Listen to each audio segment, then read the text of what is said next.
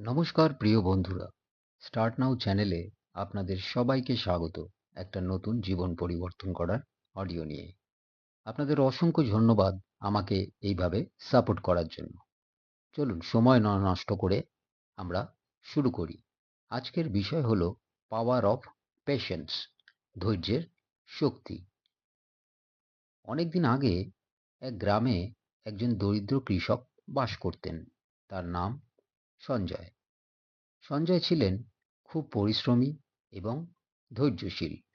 তার কাছে সামান্য জমি ছিল, যেখানে তিনি চাষবাস করতেন। তবে এই জমি খুব উর্বর ছিল না।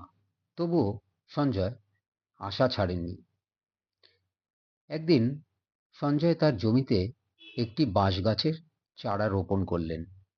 প্রতিদিন তিনি চারা গাছটিকে যত্ন করতেন, জল দিতেন, মাটি পরিষ্কার করতেন। কিন্তু মাসের পর মাস কেটে গেল, গাছটি 1 ইঞ্চিও বাড়ল না। গ্রামবাসীরা তাকে উপহাস করত।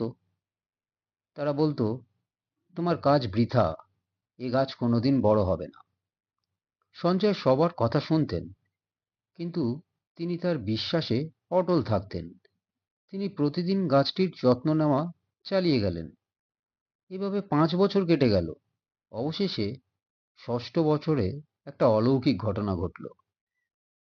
বাঁশগাছটি মাত্র 6 সপ্তাহে 80 ফুট লম্বা হয়ে গেল। গ্রামবাসীরা অবাক হয়ে জিজ্ঞাসা করল, এটা কিভাবে সম্ভব? সঞ্জয় মৃদু হেসে বললেন, এই 5 বছর ধরে গাছটি মাটির নিচে তার শিকড় শক্ত করছিল। শিকড় শক্ত না হলে এভাবে দ্রুত বড় হওয়া সম্ভব হতো না। আমি শুধু ধৈর্য ধরে তার যত্ন করেছি।